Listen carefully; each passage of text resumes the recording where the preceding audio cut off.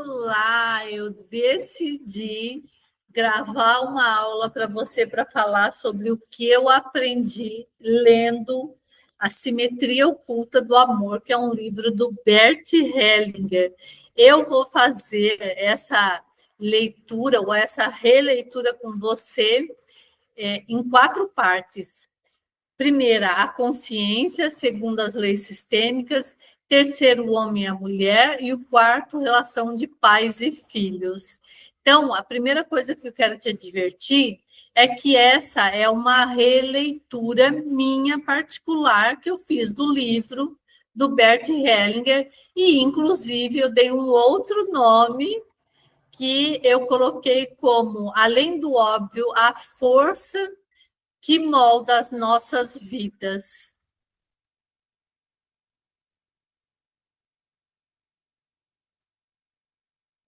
Do livro A Simetria Oculta do Amor, do Bert Hellinger. Se fosse para eu resumir em apenas uma frase, eu diria que esse livro ele mostra que existe uma força invisível que nos conduz. Então, primeiramente, quem foi o Bert Hellinger? Ele foi um filósofo, um pedagogo alemão, e ele sistematizou as leis da constelação familiar sistêmica. Então, como a gente já tinha falado, a gente vai ver a consciência, depois tem as leis sistêmicas, depois tem relação homem-mulher, e aí, finalmente, a relação pais e filhos. Então, eu sou Melânia, sou pedagoga, sou filósofa, sou consteladora familiar também, e eu tenho um espaço de terapia aqui em Joinville também.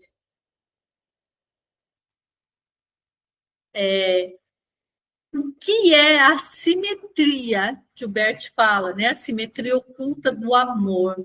Então, a simetria é uma ordem harmônica resultante de certas combinações e proporções regulares.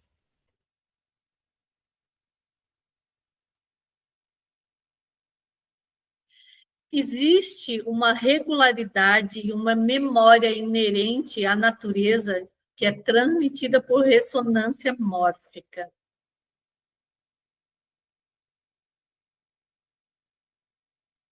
A natureza ela é formada por estrutura ou ordem harmônica e simétrica. Se você olhar qualquer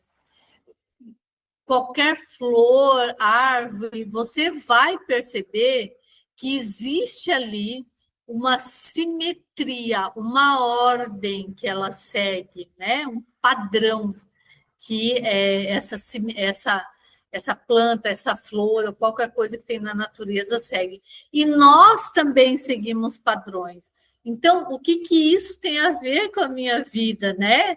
É porque a gente tem dinâmicas internas e externas que a gente constrói e outras seguem padrões passados de geração em geração. Quando a gente desconhece essas dinâmicas, elas podem nos manter presos em ciclos de autossabotagem, escolhas repetitivas ou dificuldades de alcançar os nossos projetos. A gente forma imagens ou padrões interiores que têm 2 origens diferentes: experiências e traumas pessoais e outras de dificuldades sistêmicas. Quando essa imagem obedece a essa ordem oculta, ela nos libera. E quando ela não obedece, ela nos aprisiona. Quando a gente reconhece a força dessa ordem oculta, a gente consegue sentir o efeito delas em nossos relacionamentos e em nossa vida. Então, o que eu aprendi com esse livro? Primeira coisa que eu aprendi com esse livro foi olhar para os meus pais de uma forma mais amorosa, de uma forma mais carinhosa, de olhar tudo que passou com um olhar benevolente, de reconhecer que todos os que vieram antes de mim são inocentes e também estavam emaranhados tanto quanto eu ou mais. Você pode apontar a sua câmera para o QR Code e seguir as nossas redes sociais se você realmente gosta desse tipo de conteúdo. Então, o que é constelação familiar sistêmica? Ela foi traduzida do alemão e ficaria muito estranho se fosse traduzida ao pé da letra, ficaria como uma coisa mais ou menos assim, ó, colocar cada um no seu devido lugar. Então, colocaram constelação familiar sistêmica, porque constelação é conjunto de estrelas, de coisas, de pessoas. Então, fica assim. Neste grupo ao qual pertenço, qual é o meu melhor lugar? Qual é o meu devido lugar? E o que de verdade acontece em uma constelação familiar? Ao fazer uma constelação familiar, há uma troca de imagem, uma primeira imagem interna, inconsciente, que não seguem as ordens sistêmicas, por uma outra que traz consigo essa simetria ou essa ordem correta. E essa nova imagem ela acaba provocando uma modificação na estrutura do nosso cérebro. Essa simetria ou essa ordem, ela obedece às 3 leis sistêmicas que regem as relações. Eu vou apenas citar nesse vídeo, porém no próximo a gente vai aprofundar mais sobre elas, que é a lei da hierarquia, do pertencimento, do equilíbrio entre o dar e tomar. Então, agora a gente começa finalmente para o conteúdo do nosso vídeo, que é a consciência. Mas o que é a consciência para o Bert Hellinger? Então, a consciência ela é um órgão que percebe quando a gente corre o risco de ser excluído ou quando ainda pertencemos. Isso se dá através de 2 sentimentos. Através da consciência leve, que nos diz assim, que continua a pertencer, e através da consciência pesada ou culpa, que nos avisa que a gente corre o risco de deixar de pertencer ou ser excluído. Existem 3 tipos de consciência. A consciência pessoal, que a chamamos de culpado ou inocente, e tem diferentes padrões para cada grupo ao qual pertencemos. Essa consciência atua meio como um camaleão. O que é certo num grupo pode ser errado no outro. E tem também a consciência sistêmica, que a gente nota os efeitos dessa consciência invisível, e tem a consciência suprema, que é inefável, misteriosa, não se curva, ela não se curva às leis da consciência pessoal e da sistêmica. Ela é a universal, né? E a constelação, na verdade, ela é um movimento que ela passa da consciência pessoal, vai para a consciência de grupo ou consciência sistêmica, mas ela se dirige para a consciência maior, para a consciência universal. Quando ficamos apenas na consciência de grupo, ficamos emaranhados ali, leais àquele grupo ao qual pertencemos. Por falar em lealdade, aqui vamos a algumas. Quanto mais a gente é vulnerável, mais cegamente submissos a gente é às leis e às autoridades, mais leais e submissos a gente é às autoridades. Quanto mais frágeis somos, mais estamos dispostos e gratos a correr riscos e comprar brigas pelos superiores. Eu não sei você, mas eu comprei muita briga quando eu era pequena dos meus no lugar da minha mãe, né? Porque era ela que eu queria salvar. Então, queria muito salvá-la, comprava muita briga, adotava muitos sentimentos dela e me sentia grata por isso. Então, isso que quem faz isso com a gente é a nossa consciência pessoal. Então, ela age de tal forma que quando a gente ganha mais, a gente se sente traído. Quando a gente recebe mais da vida, do que o nosso grupo ao qual a gente pertence, a gente sente como se a gente estivesse provocando o nosso destino. E aí a gente pode compensar com fracasso em outras áreas da vida. Então, a gente tem a ilusão de acreditar que só existe a lei da causa e efeito e que tudo depende das nossas ações, do que fizemos ou do que não fizemos.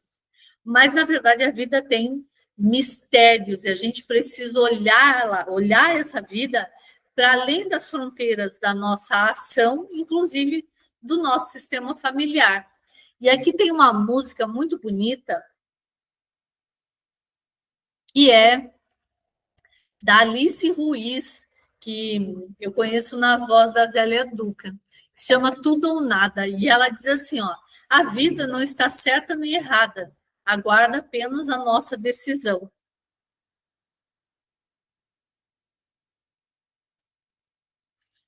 É preciso coragem para a gente ser feliz. A nossa consciência pessoal, ela nos mantém vinculados de forma visceral ao nosso grupo. E ir um pouco além desse grupo nos causa culpa e medo. Mesmo no sofrimento, a gente acredita que é melhor permanecer no grupo. Quantas vezes eu permaneci num grupo ou numa relação onde já não era boa, onde já não estava me fazendo bem, mas o sentimento de pertencimento é algo visceral na nossa vida e que a gente não pode cair na ilusão de que ele não é importante. Ele é muito importante e a gente tem que dar a devida importância para ele, até para a gente conseguir ir um pouco além das fronteiras, né, desse nosso grupo. As mudanças, elas exigem coragem para enfrentar essa culpa. O nosso sofrimento, fracasso e doença, eles podem nos dar uma sensação íntima de integração e satisfação de pertencer ao nosso grupo. Eu quero que você olhe para dentro de você o quanto que, às vezes, a gente tem meio que um prazerzinho e uma felicidade no sofrimento, porque a gente quer sofrer igual ao grupo que a gente pertence. Isso é de forma inconsciente, é claro, né? Então, a opção para cura nem sempre ela é a mais fácil, né?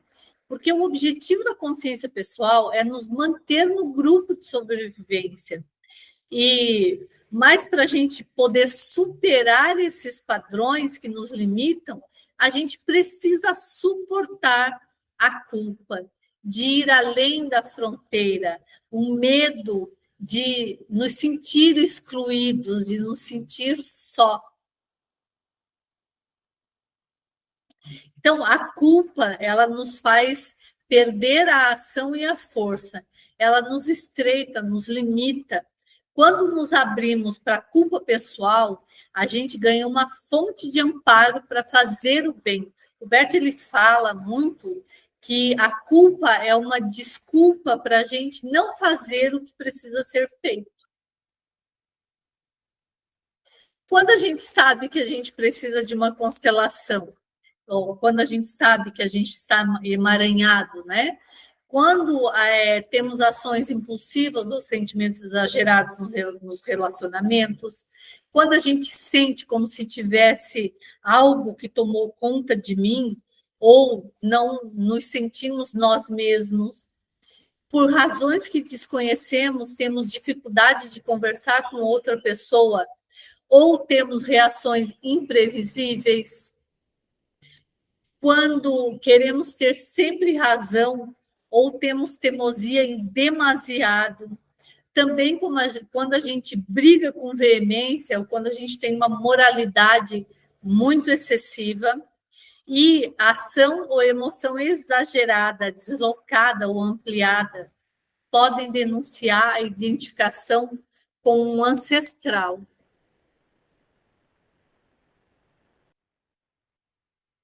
O amor que ama, ele vai além dos grupos.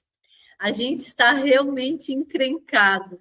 quando a gente acredita pertencer a um Deus de forma especial. As crenças e as culpas estão ligadas à alma pessoal, né?